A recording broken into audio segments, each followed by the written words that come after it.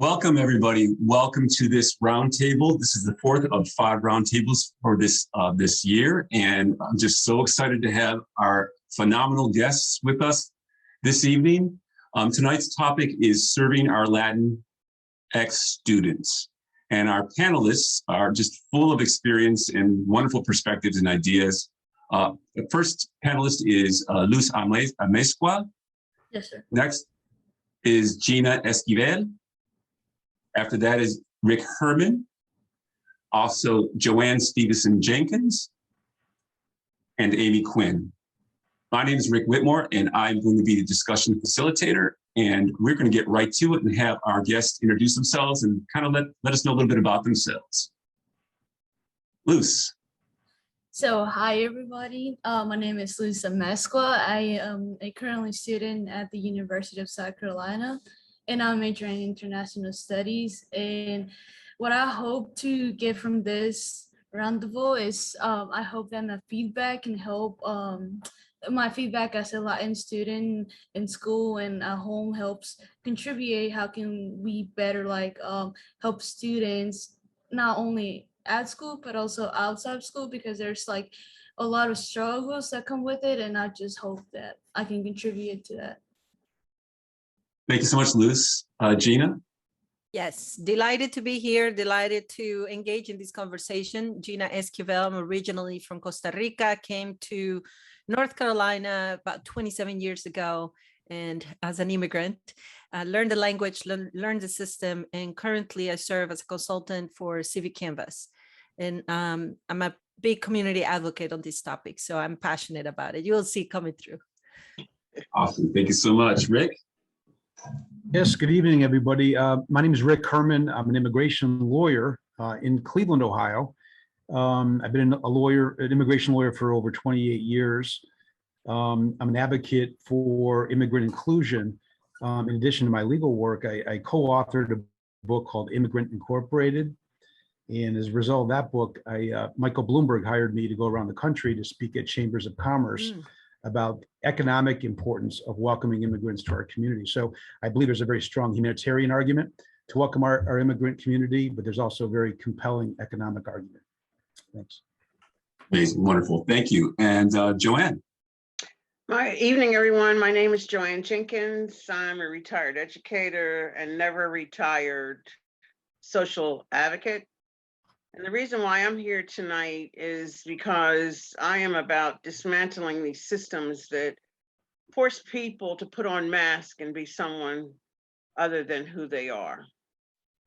And, you know, that's tough enough when you're an adolescent, when you're trying to take off your parents' mask and become the I that you are. And then let alone if you come from another part of the world trying to fit into a box that says everything other than human being. That's why I'm here. Awesome. Okay, thank you. Amy.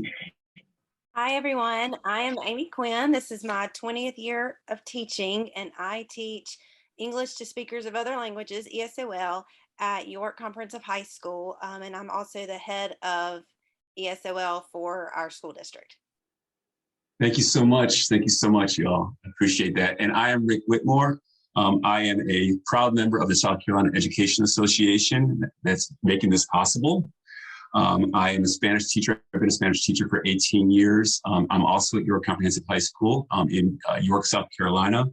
I'm also a co-advisor and co-founder of the Gay Straight Alliance at my high school. And last year, I was named a top 5 finalist for Teacher of the Year for the state of South Carolina. Right? So I'm going to go ahead and go straight back to these right here, and I want to talk about the purpose of our discussion. So first of all, before I talk about the purpose and goal of this discussion, just let everyone at home know that this is about having a conversation. So we're just going to, everything's going to be, a lot of this will be spontaneous and hopefully is natural so that we can have a conversation, a true conversation about how we can serve our Latinx students. So the purpose of this roundtable is to help educators better serve our Latinx students by promoting awareness and a better understanding of their experiences. The goal of this roundtable is to instill empathy and respect in teachers, administrators, and ultimately in our students for the Latinx community, thus establishing a school culture of appreciation and diversity. We don't want our Latinx students to be tolerated, just tolerated. We don't want them to be just accepted. We want them to be celebrated. So just as the panelists mentioned, just to kind of remind you of why they're here and why I consider this a phenomenal panel. Remember Luce, who is a South Carolina, University of South Carolina student. She's going to help us with experiences at home and at school as a Latinx student. And Gina is actually leads her organization called Civic Canvas. And she is going to help us with Latinx culture, social justice, progress, and future. Rick, these are all whom you've met, is a phenomenal immigration attorney throughout the country. He's well known, and he's going to help us understand many things in addition to DREAM Act and Daca, which we all have heard those words many times, but many of us haven't really understood what they stand for. And Joanne, who spoke with us, she is going to help us with her shared struggles, are thus shared struggles of marginalized peoples. And finally, with Amy, who's again the lead ESOL teacher in her district. She's going to talk to us about, from her perspective, from educators' experiences with Latinx students. So first, we're going to start off with Hispanic or Latino or Latinx. And then we'll move on to talking about basically like we talked about Dreamers and DACA and basically immigration in the United States. And I'm just kind of giving you a preview of what we're going to head towards. Then we're going to talk about from a Latinx student's perspective. And then from an ESOL teacher and teachers in general, what teachers can do to serve their Latinx students. Also, we're going to talk about the cultural differences between basically the rest of the country and Latinx cultures, right? What American, quote unquote, American culture as opposed to Latinx culture, which is basically a Venn diagram. And then finally, we're going to celebrate or talk about how we can celebrate our Latinx students in our classrooms and beyond. And then finally, I'll talk about our roundtables. There's one more left, and we'll talk about that. All right, so let's go back to Hispanic or Latino or Latinx. These terms get floated around quite a bit, and we're hoping that our panelists, and I know they will, help us understand these terms a little bit better. Gina, Sure. Can you help us out? Sure, I could start. This is something that has been a dispute for a long time. And before actually Latinx was included in this conversation, it was between Hispanic and Latino. What we have for the past few years is understand where they come from and what they signify to a person's identity. And so we're looking at, for example, Hispanic was the term used in the census. And so that was coined in United States. Latino has been recognized as the person who is of Spanish descent or speaks Spanish. However, there is still a little bit more that we can discuss, but I'm not going to go that deep. But for us to understand what Latinx, which is the newest term, is a gender neutral term. And I believe this is resonating more with the newest generations, the millennials, the Gen Xers. And I have seen some of the corporate partners staying with Hispanic Latino because there's so much disagreement on the terms that Latinx, I think the new generation is going to be able to coin that to other places that it really represents the gender continuum in our communities. Interesting. Yeah, thank you. Because like 10 years ago, a long time ago, when I was in Mexico, they were using the @ sign instead of O or A to be gender neutral. And somebody had said that we switched from the @ sign to X. Is there any truth to that? I have seen the X. I have not seen the S. Okay, interesting. Yeah. And Luce, any opinion about that? Yeah, like she said, for Hispanic, I was always taught that it was like basically just like speak the language, like Spain, all those countries, Mexico, Colombia. And Latino, I was taught that is like you speak the country, but it's also more like those like central central countries with like Mexico and Portugal. And so and Latinx, I wasn't really like it's since it's like a new term, like I haven't really like heard much about it, but I also knew this like neutral gender. And I also heard since like it's people don't always like get it, like they don't know what it means, and so like they some like I would say some like Latinos don't like it when like you refer to them as Latinx because they think it's like a gender type of thing. They're like, oh yeah, like I don't know what you mean by that, so I'll just call me Latino or Hispanic. So thank you for that. So generally, if you were a teacher at a high school or middle school or even below that, what do you think a teacher should be? How should she refer to her students? As I would Latinos? say like, well, it depends. Like, what if you have like a person from like Spain and they don't really feel like they're Latinos? I feel like I would use Hispanic since it's like the more general type. It includes a lot more people than Latinos. Yep. Interesting thing. In my experience, what we've seen in the classroom is there is, depending on the population you're working with, if you're working with first generation immigrants, they're more likely to identify with their country of origin. And these concepts are new to them. So for them to elect one or the other is probably going to be the same. As you spend more years here, maybe you are second generation, you will start seeing a preference. But that's depending on the geography or what state are you in. If you're in West Coast, on the East Coast, on the North side, I think that it really varies across the country. Interesting. So any term, it won't, so that our students wouldn't be offended by using any of those terms, really. Maybe Latinx might throw them off a bit. Otherwise, we wouldn't have an issue. That's what you're saying. Awesome. Thank you. I'm sorry. So next, I want to talk about why don't they, quote unquote, they, I put that, italicize that, come here the legal way. You hear that, obviously we hear that on social media and on TV. My ancestors did, right?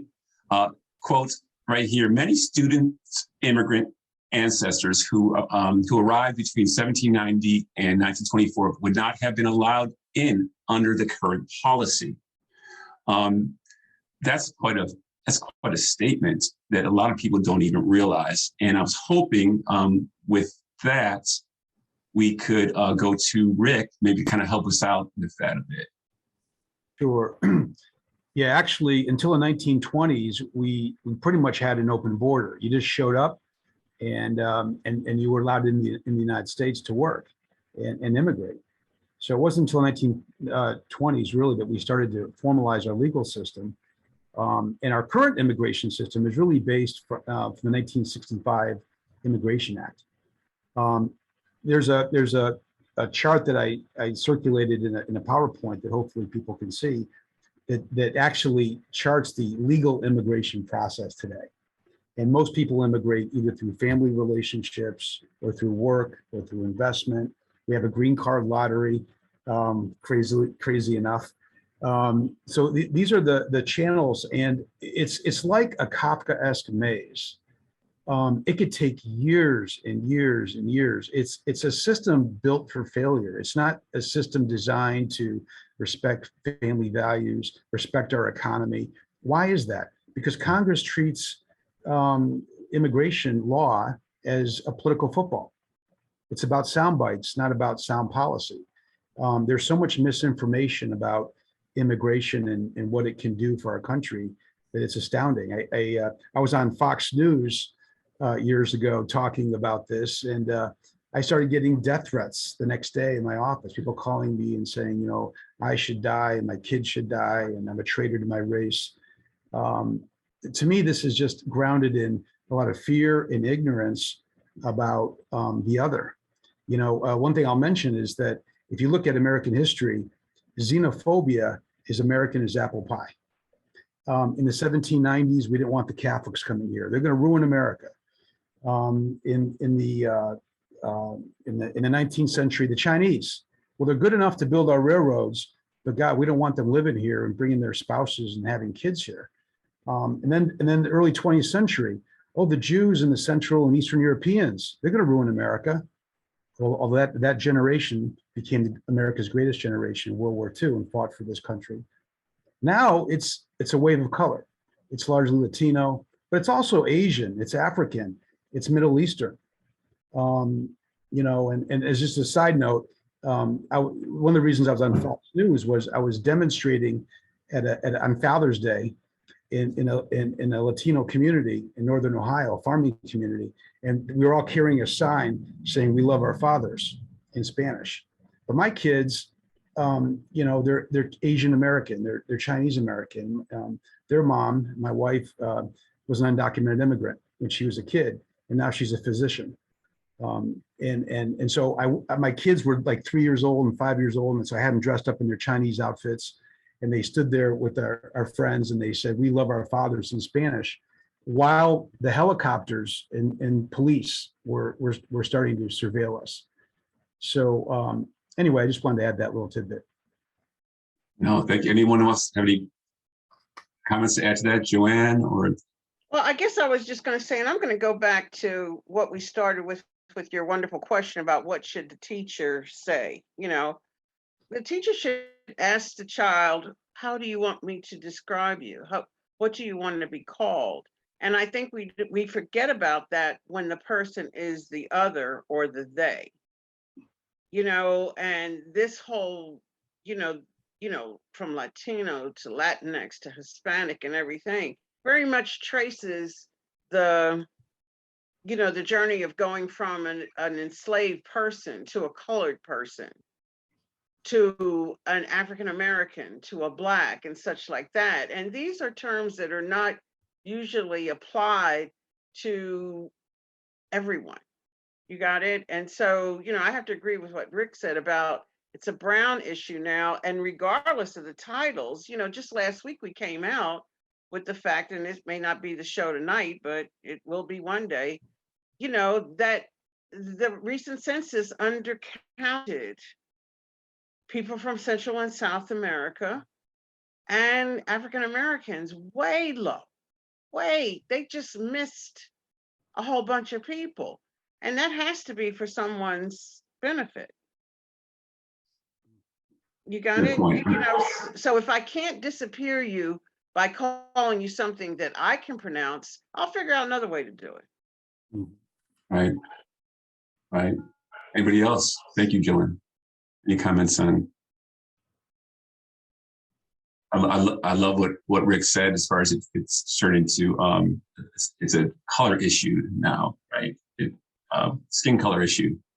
I noticed, for me, from my viewpoint, I saw, you know, seen a lot of, with over almost 3 million refugees leaving the Ukraine, and right, and yet we have millions of refugees from Central America, and no, we can't have them. Nope. Anyone want to comment on that?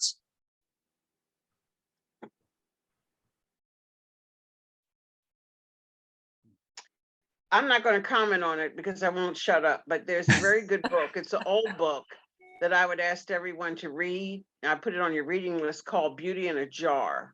And it was how the cosmetic industry, when the women were coming over, the Jews and the people from Middle Europe and stuff, the cosmetic industry dove into how to make the women look whiter. The book is called Beauty in a Jar. Wow. And I'm gonna leave it there. That's a lot said in just that comment. A lot. Thank you. So let's move on to the next topic that we'd like to talk about. And again, I'm going to ask Rick and Gina if she would want to chime in. Anybody, of course, on the panel that wants to chime in. But we often hear about dreamers, and we also hear about Daca. And I know a lot of my colleagues, they'll mention that they know it has to do with you know, immigration, But that's about as far as they understand it. So I was hoping maybe we can get a better understanding, because I think by understanding the DREAM Act and DACA and that whole both situations, we can better understand, a good portion of our students who may not be part of this situation, but they probably have friends that are as well, right? Friends and family members that very well could be. So this will help us better understand our Latinx students. Rick? Awesome. Thanks, Rick. So I guess, I would start by asking a question, just throwing it out there, what is, who are the undocumented in the United States? We don't know how many people there are. It might be 10 million, it might be 15 million, it might be more. But there's this image of people climbing over the wall at the border, and it's played on TV over and over. This is where folks are coming from, and they're just, coming over the wall illegally. Almost 40% of the undocumented actually came to the US legally.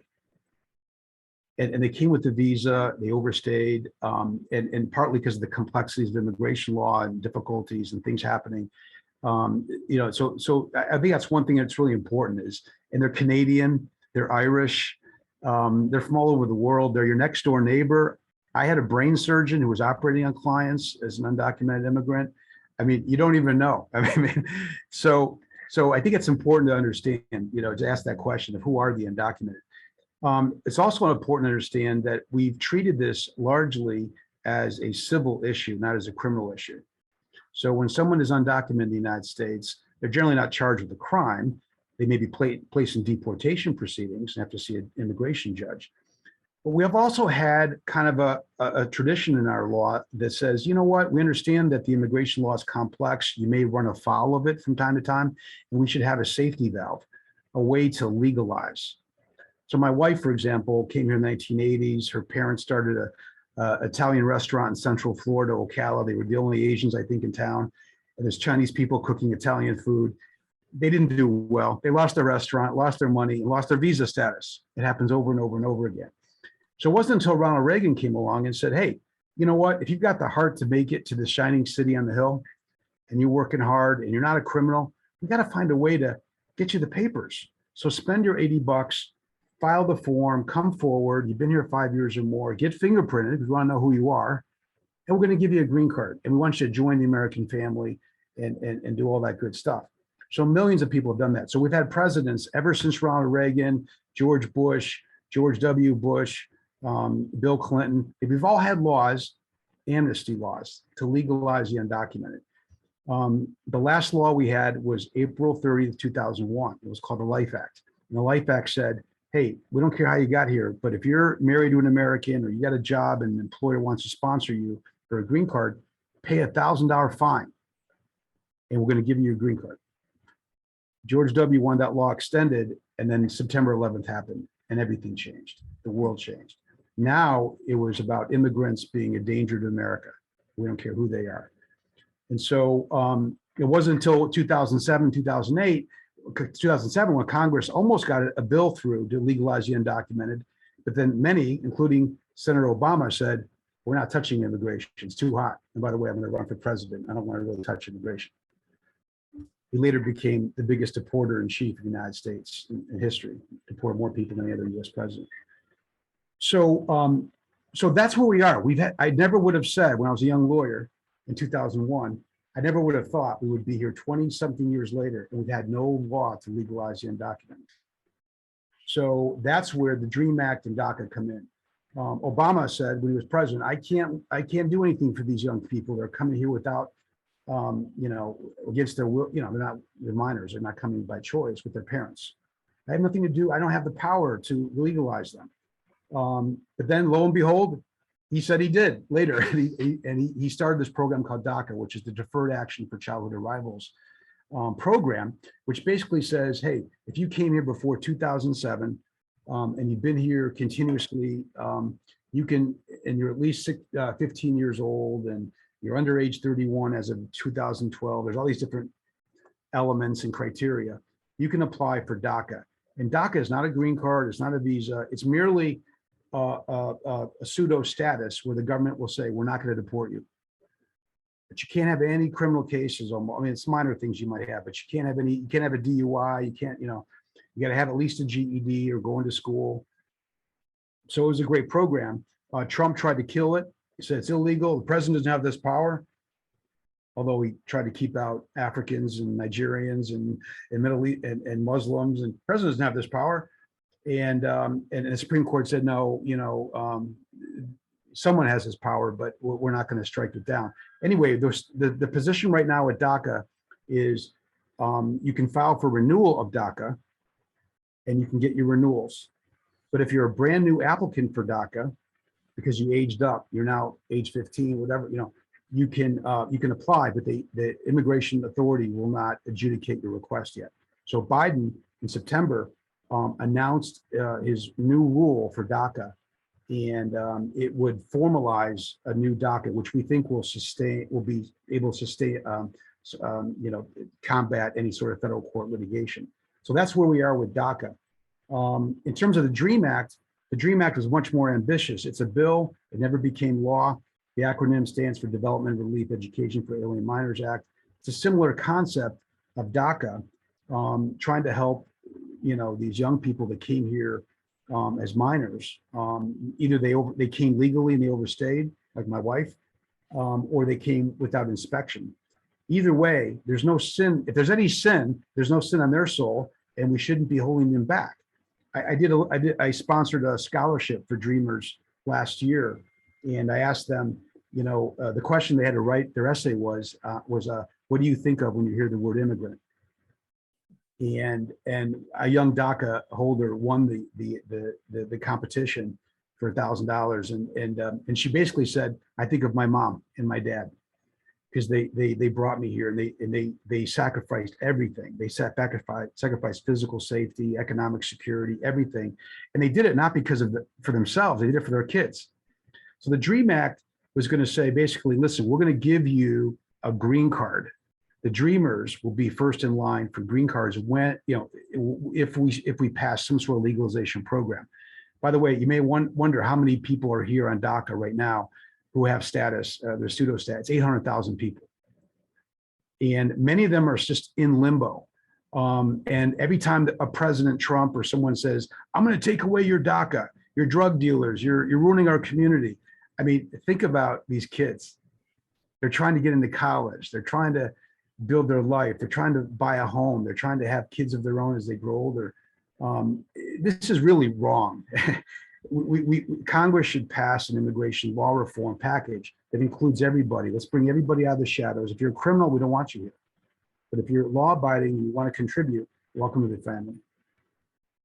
Wow. Wow, that's Amy. Go ahead, because I see you. I know you, Amy. Go for it. I have a question as an educator for my students that many other people who are watching may have. If a student were to attain DACA, because I have several students who have the paperwork in and it's just on hold, when they do that, will they get anything that's like a social security number? Because so many colleges will not even take their application without a social security number. Yep, absolutely. So when they apply for DACA, they can simultaneously apply for work authorization.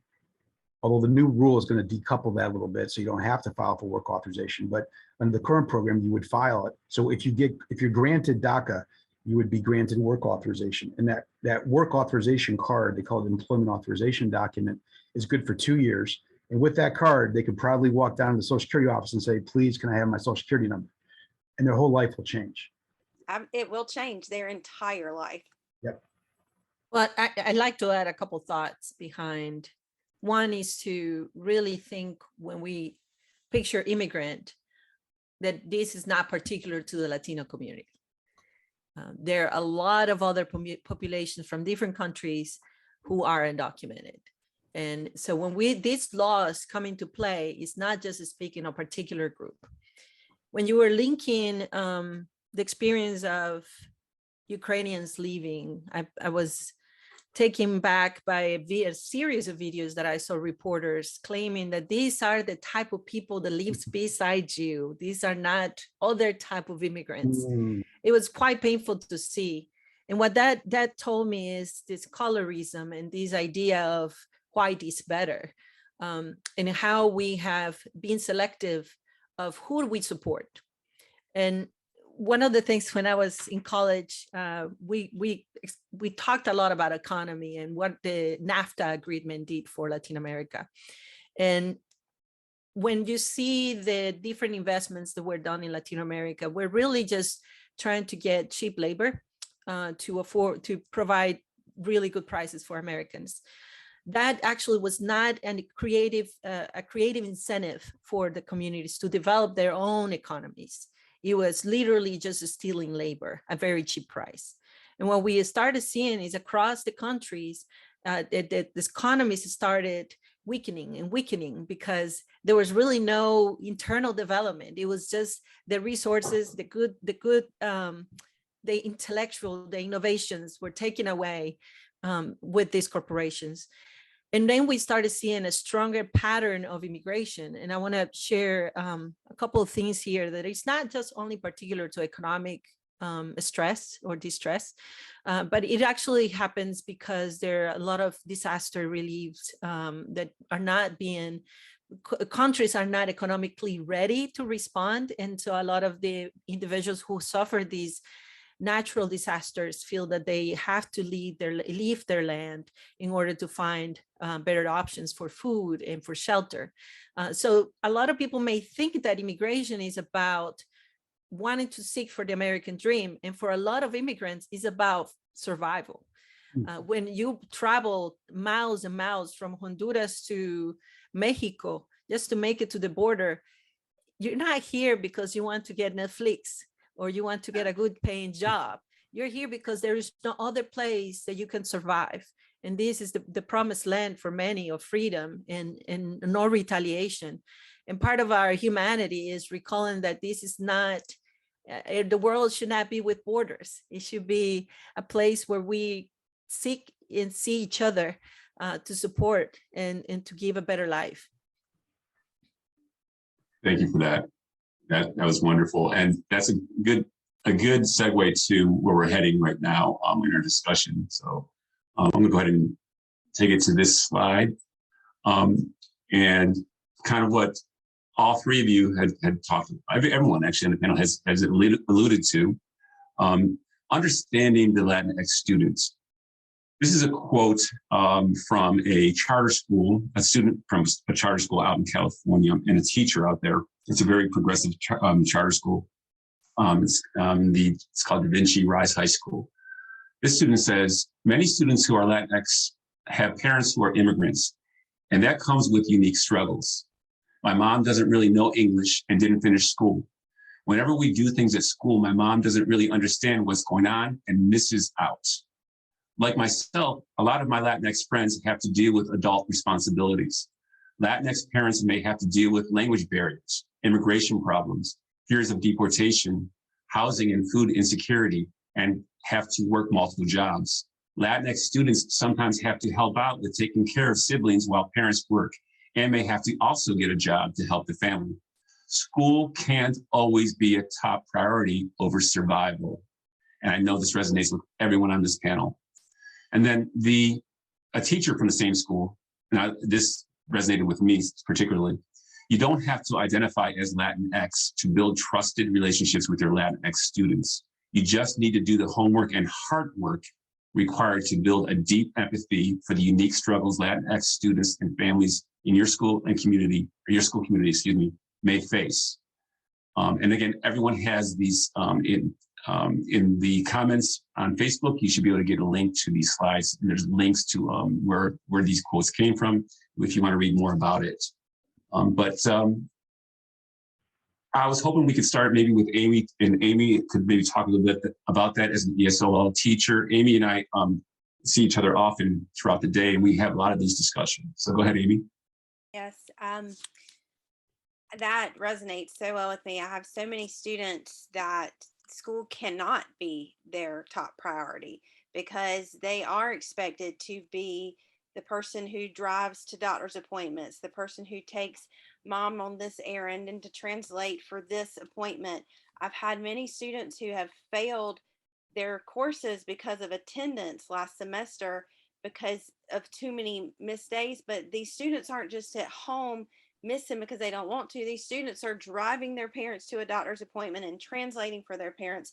They're working so that they can help pay the bills. They're doing so many things that are a lot of teachers really just don't even understand that goes on. And I believe if we just bring in understanding to teachers to see exactly what these students are struggling with and how we can help them. And then with the relationships, my students and we're a family, and it's because I've told them time and time again, I became an ESOL teacher because I wanted to give every student the opportunities that my own children have.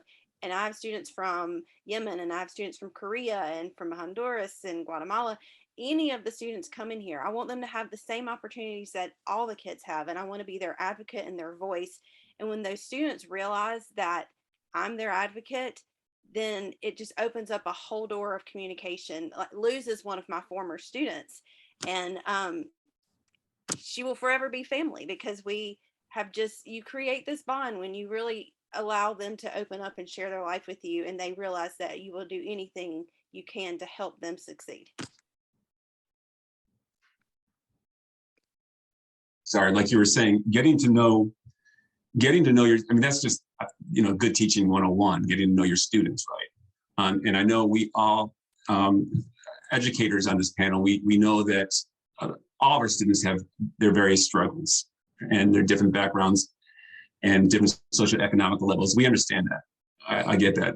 But the purpose of this roundtable is to focus in on the Latinx struggles. And so those are great. Anybody else like to chime in on how to better, on what Amy just mentioned? Well, you're going to have to tell me to stop talking because this is very close to my heart. So when we are talking about Latinx students, not all of them are undocumented. We are looking at a population that we saw the highest percent increase in the 2000s, 2010s, particularly for this region. And what we saw is first generation Latinos, monolinguals more likely.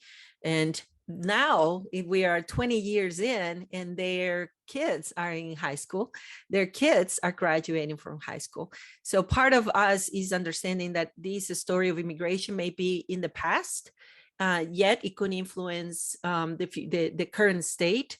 A lot of the children that came across the border encountered trauma due to immigration, which is something that I think that we could talk more about in a different type of setting. But these traumas really come to hinder the growth of a lot of the Latinx students. And what I like us is to remember that we can't put everyone in a box. And part of, I think you all will agree that we need to be able to get to know the individual, get to ask where the country they come from, what makes them proud, what drives them, and remove some of these assumptions. I believe that the humanitarian approach or the human approach to developing a relationship is very basic. All you have to do is to listen and to understand. And I think you will be able to create a bond with someone that it may be from a different walk of life. And then you have a depth of what brought them, and you start removing some of these stereotypes.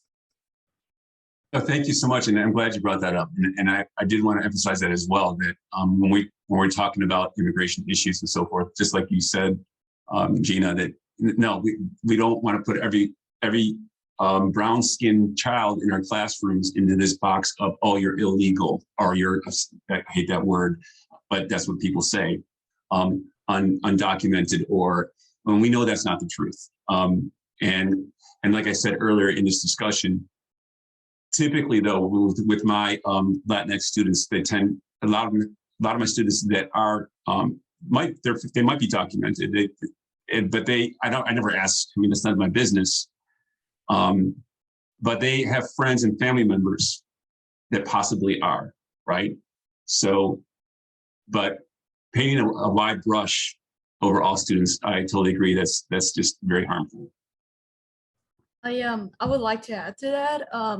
I myself am a documented student, and I also agree that creating a strong relationship with your teachers is very, very important because for example, at home, we have to like our parents, like I'm documented, but like my parents, it was a point where they weren't, they came here like undocumented, and just like having to watch them, how hard they were, how much they have to give up, and then on top of that, they're like encouraging you like, hey, you have to do this, you have to make sure you try your best, you have to really try hard because you don't want to be like us, you don't want to end like us. And then having like, it kind of puts pressure on because we like, yeah, we really don't want to like disappoint them, we want to make them feel proud. And then we have this pressure, and then we go to school, and then we have a lot of stuff like going on, like trying to make them proud, trying to adapt to school because school and home is very different, like culture wise, you have to speak a different language, you have to switch the way you act, and so you have a lot on your plate, and then really like you're just like alone. And so like having like someone you can talk to, it really helps a lot. Like when I had Miss Queen, I would tell her all about it, she really helped me. And I think that really helps. Thank you. That's perfect. Thank you so much. Yes, Amy. And what Luis is saying, with my seniors now, I have 18 seniors, and that pressure is real. They so much want to succeed and make their parents proud, and they feel so much pressure just in wanting to be, most of mine will be first generation high school graduates and want to go to college, and they want to do well, and they just, they need the place just to feel safe and secure and supported, because they have so many questions about how to do FAFSA forms and how to apply for this college. And they just and with their parents, most of my parents that I teach, they don't speak English, and so they aren't able to help with the FAFSA forms like the kids need. And so we've had to really dive into that and how to support all of our students so that they can be successful after they graduate. And you're proof, Amy, that you teach, you're not just an ESL teacher to these students, right? I mean, every student that leaves your classroom hugs her as they walk out. So I watch that. I do joke with her that they love her more than they love me, but I'm okay with that. I'm okay with that because we're right across the hall from each other. She just like, we have to embrace these students as Luce mentioned, as whole people, human beings that need our love and our support, regardless of whether they're undocumented or not. Who cares, right? They're children. They're children. Go ahead, Luce. Well, I wanted to say something about. I mean, not Luce. I'm sorry. I thought Jean was consistent. Go ahead. No, I'm sorry. It just, to me, is the language of the heart, you know. And one of the things I don't think that we can leave or not talk about is there seems to be a knee-jerk reaction to people from Central and South America around status that doesn't happen in other places. I have a lot of friends in this city that are illegal, in this state that are illegal. They are from Canada, they are from Australia, they are from England. They will never, because they blend in. And one of the things that when someone can hear the language of your heart, not what's coming out of your mouth, why wouldn't you hold on to that person? You know, and I also have a friend from years ago that she passed as African-American. She was actually Puerto Rican. But there wasn't people around her like that. So the question is, are you trying to become a white Latinx or, you know, what?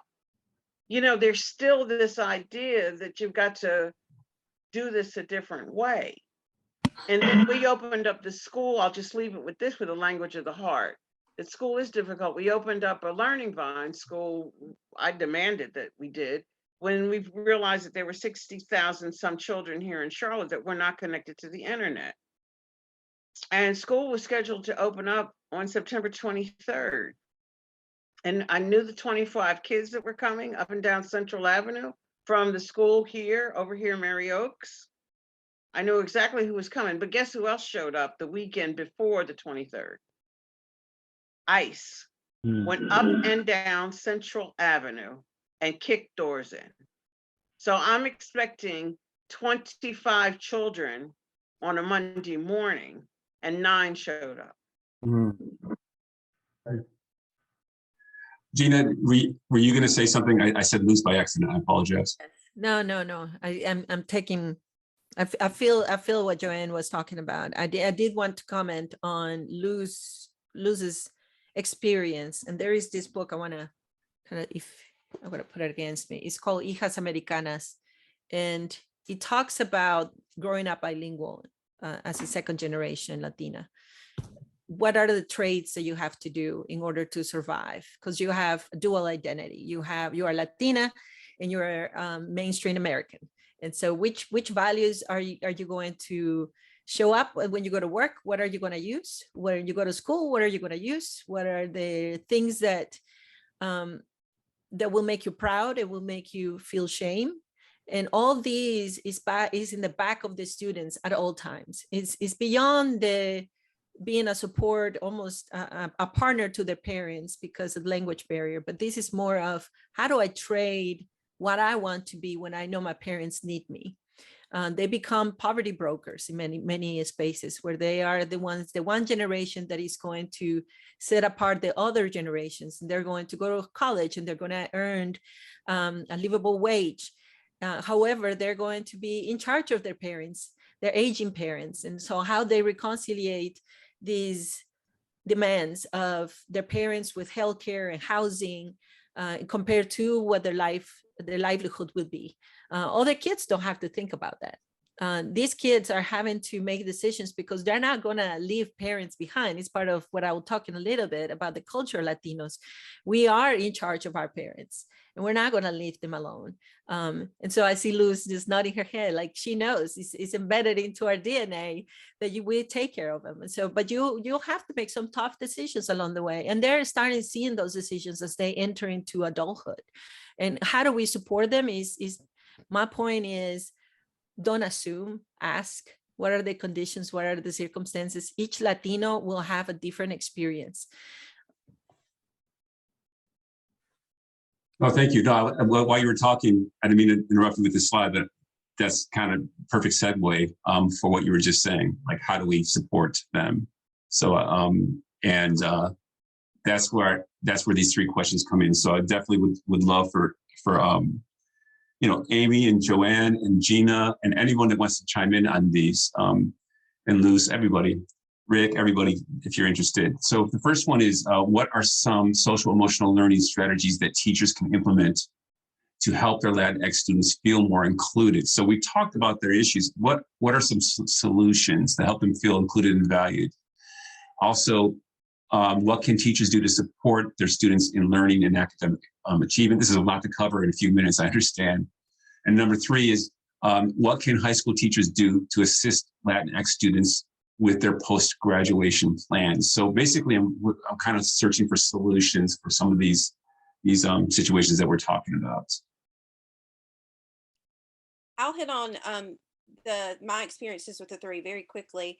For the social emotional learning strategies, I found that the best thing I can do for all of my ESOL students is to teach them how to advocate for themselves.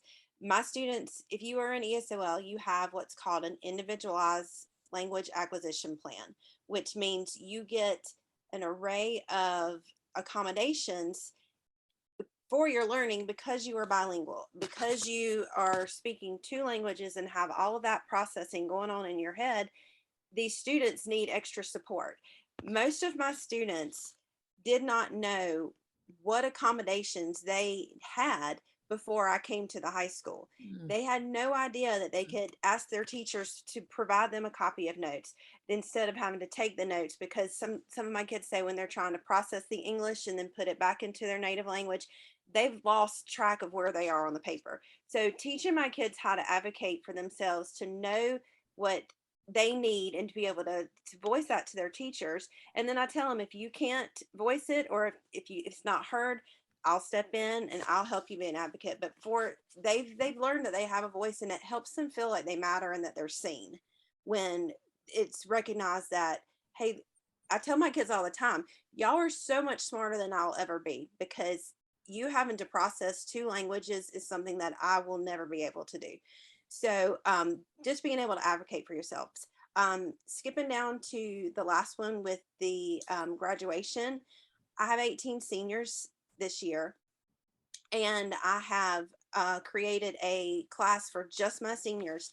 And they've asked, they came up with the syllabus with me, and they've asked me, we've done everything from applying for scholarships, for college, we've done FAFSA forms, we've done job applications, we've done cover letters. Then they asked, can you show us how to do a credit card application? Can you teach us the difference in this? All of these life skills, because half of my kids will go to college, but the other half are going into the workforce, and they want to know, how would I open up a checking account?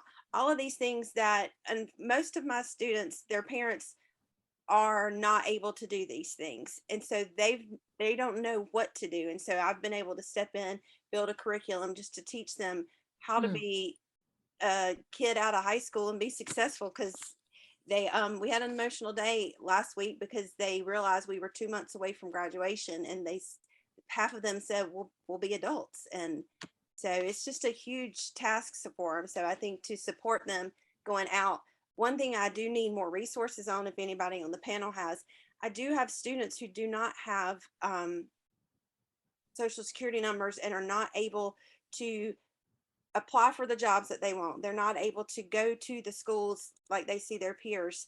And I've expressed this to Mr. Whitmore a lot. I just feel so lost in how to help them. I'm helping them as much as I can, but I want to be able to have this wealth of knowledge to be able to help them with ideas of what they can do, because they so desperately want to be like their peers and be going and job searching and going and doing things, welding. Like one of them really wants to do welding, and they're just waiting. So if anybody has any resources, please post them here, because I know there's got to be teachers all around the state who are struggling with the same thing. Anyone else would like to chime in on that? I just like to say, as far as number 2 goes, I mean, well, really all 3 of them. I mean, I think anybody who was born in the United States needs to learn a little bit more about the United States culture, because we're talking about cultures that are ancient, much older than ours. If our role is to get kids up out of the house as fast as we can, and that is not necessarily the way the whole world works. And so when you're working with the struggle, belonging, family, community, and Gina will remember this, I mean, Rick knows it, this whole world, people are constantly migrating. You got what I'm saying? People move. That's how people move. And one thing happened a little while ago, just what is learn about the backstories of where people are coming from, not from the kids. But Gina will remember this whole issue about banking. Okay. And Amy, this is a very important story. So anyway, there were some people here, El Centro opened up, somebody in there said, we're going to open up a Latino credit union. Well, the banks, said, unless you speak English, we're not going to talk to you, whatever. So a group of people decided to open up the Latino credit union. It was out on Independence. Say, well, there's not going to be anybody there. Forget it. Well, there were cars all up and down, locked down Independence Boulevard. And the first hour they were open up, about $3 million was deposited. Well, Bank of America said, what? Wachovia said, what? First Citizen said, what? We're losing our business. You follow what I'm saying? They miss something about what is defined as safe. You got it? So now they're running up and down in all the communities. They got to find a Latin American teller. And they got to get a bank manager. You got what I'm saying? Because, and then they were mad because where did all the money come from? For the service that you got for cheap labor. These are hardworking people. Thank you. Thank you for that. That's all I'm going to say. Just know the story. I wish I could go on so many of these subjects forever, but we got to move on, unfortunately. But same type of topics. I was hoping we could talk a little bit about this for a couple minutes. Sure. About understanding Latinx cultures. You know, there's the differences between the rest of the world. I say the rest of the world, forgive me. Just the differences between, I'll just say it, me as a gringo, and what I grew up with, as opposed to my students in my classroom that grew up in either in a heritage household, they were born in the United States and they were around Spanish people that speak Spanish from Spanish-speaking countries, or they were born in a Spanish-speaking country and moved here. There's differences that we have to celebrate. And I was wondering if Gina and Luce would want to talk about that. Sure. I'm actually going to start from the back end. I want to share a couple of things. One is our current demographics for United States. Actually, Latinos being the minority, with 18%. That's something for us to think about when we see representation in social media, when we see representation in Hollywood, we see representation anywhere else. As we continue to have these locked in roles that are of service. You are hired as an actress if you can be the server in this action shot. You can hear the stories from different actresses and what they have encountered. That is to say that when we're projecting what the growth is going to look like, we're actually seeing that this growth is going to continue. If we saw 156 or so percent that increased between 2000 and 2010. And the expectation, actually, the biggest growth that we're encountering right now is from national births of Latinos. So there is another generation that is coming up. And what this generation will do is sustain Social Security and sustain innovation and global competency. So when you're looking at a population like the Latinos, a lot of people say, well, we don't want that population here. That color of skin, we don't want to hear. We are denying ourselves because of our idea of what an immigrant should look like. We're denying ourselves the opportunity for economic development to become that global competitor that we were once. So when we hear that bring America back again is let the immigrants come in again, because this is a country made by immigrants. And something that I do also want to highlight is how we're seeing the increase in generations, and these generations are going to bring a completely different paradigm of what this experience of immigration and policy. So I think we can date ourselves to say we've lived through the 80s, the 80s and 90s as advocates. And these kids now have incredible power. They are one of the things that are particular to the Latino community. And I'm going to highlight three things, but one of the things that is not here is how an immigrant community brings a certain practice of values that are spread into community. And that includes the resilience, the grit, the survival, the innovation. If you were to see some of the things that people create just because they have less, you will be surprised of how many, just like the bank, will be probably knocking on their door and said, can you invent something for us? Can you lead our team? Because of the innovation and the powerhouse. And unfortunately, we have continued to be seen as a service industry population, particularly in the South. That's not necessarily true for the West Coast, because we haven't seen that fifth, seventh generation. But as we are now venturing into what these population looks like, at the beginning, I think we all recall 2000s, like, who are they? Why are they here? Why are they only speaking Spanish? Now we're seeing a little bit more blend. But something that I think we need to rescue is how we lead in community, our culture and how it informs our practice. And one of those is particularly when there is a joke like, what is it? How a Latino goes to the Walmart and Of course, the whole familia goes with them because there's just nothing else to do and we all go in group. But that sometimes is humor, but sometimes it reflects of how we feel about each other and how we perceive the world. We are a collective, we're a community. We don't necessarily drive on the, I am independent, I'm going to thrive, I'm going to achieve. If I achieve for my family. If I fail with my family. And those are things that create pride into this student that you're working with. And maybe there is a clash of cultural values that becomes a little bit less, this duality that Luz has to encounter in her peers to say, well, which value do I go with? And my peers tell me I need to go and leave home at 18 and go to college. And my mama is telling me, no, mijita, you're going to stay here. You're going to go to college here. You're going to leave this house until you're married. And that's because there are a number of the values that go behind this collectivism with this familia.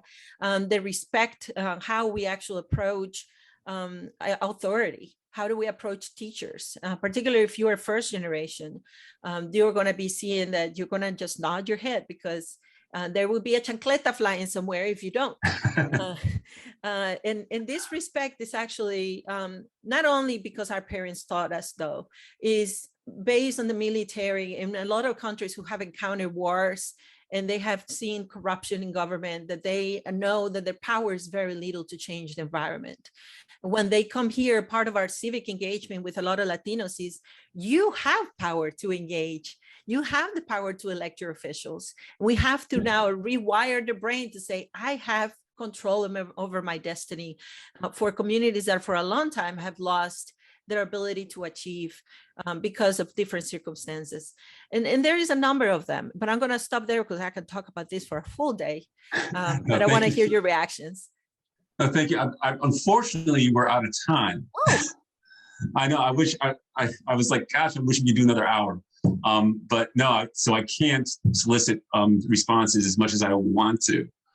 But certainly we can add to the conversation on Facebook with the comments down because this is going to be on Facebook even after we're done. So we can always have a discussion through the comment section in Facebook. So thank you very much. I just want to add one more thing here that I want to just let you know that we have. Thank you, by the way, to the South Carolina Education Association for helping us make this happen. And these are some previous roundtables that we've done in the past. You just, all you have to do is just go to facebook.com/the SCEA to get to the roundtables. And our next and last one will be about critical race theory. We will sift through social media distortions and discuss how we can help bring clarity to those who misinterpret it and its intentions. So please join us on May 11th at 7:30. The title is Honesty in Education, and as we get closer to that date, you'll start seeing promotions for that on Facebook. So I want to thank you, everybody, you guys, for your time, which I know is very valuable. And any last thoughts before we call it quits? We good? All right. Thank you, everyone at home, for watching us. And thank you to our panelists. And I hope you all have a wonderful week and happy hump day, everybody.